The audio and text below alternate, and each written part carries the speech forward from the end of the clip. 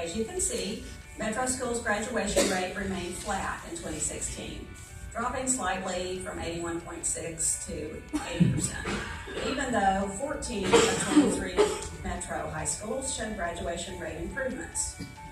The committee also looks at the percentage of students who score at least a 21 or above on the ACT college entrance exam. Scoring a 21 is important because it qualifies a graduate to receive the lottery-funded Hope Scholarship. While we have seen slight improvement in this number in recent years, the percentage of those scoring at least a 21 dropped from 30% last year to 28% this year. Just as concerning, students in poverty, those who need the Hope Scholarship the most, were only half as likely to score a 21 as their non-economically disadvantaged peers. Increases in the number of test takers often correlate with lower test averages. And in fact, 586 more students in Metro schools took the ACT in 2016 over the previous year due to new state participation requirements. Even so, it is clear Metro schools did not make rapid enough progress with its students to overcome this dynamic. Additionally, Metro schools is far behind the state average for the number of students considered to be college ready, based upon ACT benchmark scores in the four tested subject areas: English, mathematics, reading, and science. On this graph, Metro schools is in blue and the state of Tennessee is in red. When a student meets the benchmark score in each of these ACT subjects, research indicates the student has a 75% chance of earning a C or higher in the corresponding college credit-bearing course. Only 11% of Metro students met the ACT college readiness benchmark in all four subject areas in 2016. Second attempt to hire a new director of schools in June 2016 saw the school board partner effectively with Mayor Megan Berry, the Nashville Public Education Foundation, and community leaders.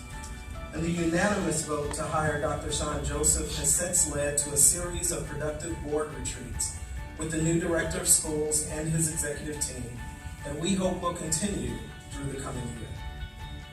The ability of a majority of the board to move forward in concert with the director once difficult votes are taken will be crucial in rallying community support for the district's new strategic plan.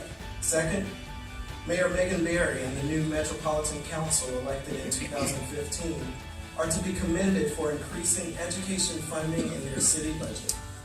The 2016-2017 city budget includes a $33 million increase over the previous year, including new funding for literacy.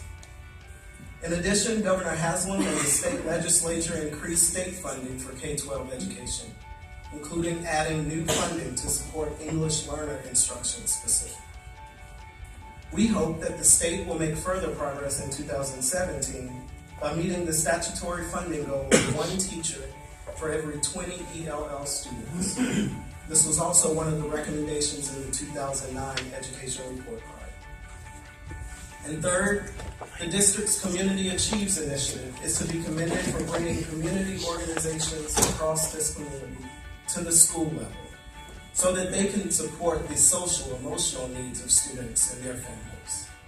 These support services, often provided by area nonprofits, can include much needed food and clothing assistance, crisis counseling, and case management. And first, I'll define what literacy is.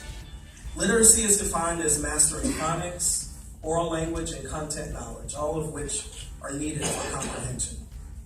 This means there are skills-based competencies such as knowledge of the alphabet, phonics, and fluency. But just as importantly, there are knowledge-based competencies such as academic vocabulary, advanced grammar, and knowledge of the world.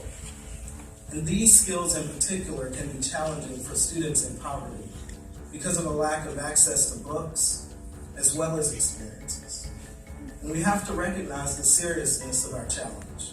Currently, Metro Schools literacy instruction relies on the balanced literacy framework, which the state of Tennessee recently adopted as its model.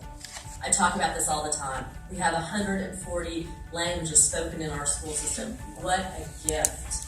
We need to make our children English proficient and literate, but they also need to maintain that great language skill, because that's really going to help us with our global economy. And so that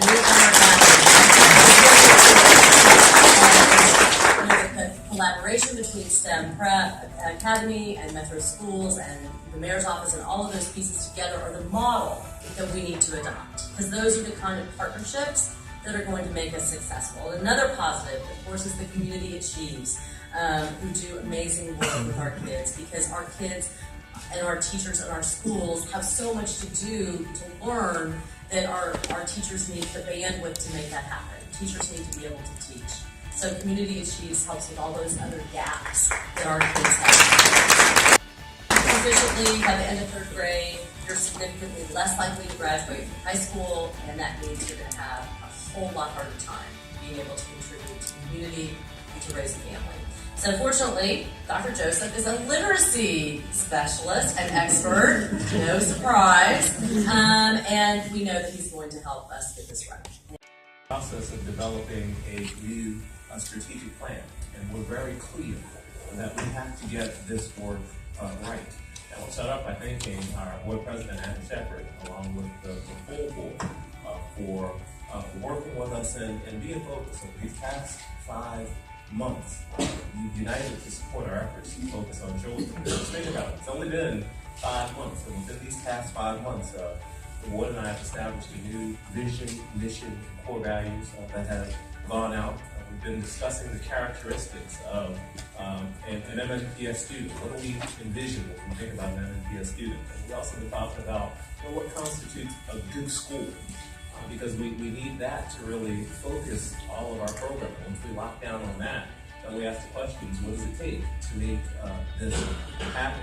And the level of work that we have done is strengthening our school system. It's allowing my team to begin to target our resources with a laser-like focus so we can execute to get higher outcomes. So I'm looking forward to our continued collaboration, because we're going to make a difference for these 86,500 children. So we give them a round of applause.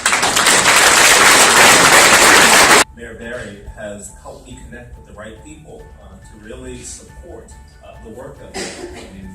I mean, year 1 is about developing the infrastructure and getting the right people at the table to really focus on what do we need to do. Not just have some, kind of quick shot, actions, but to really be thoughtful about building a long-term infrastructure for continued success over time. And she recognizes that we can't have a great city without our school system dramatically improving. So, Mayor Barry, I thank you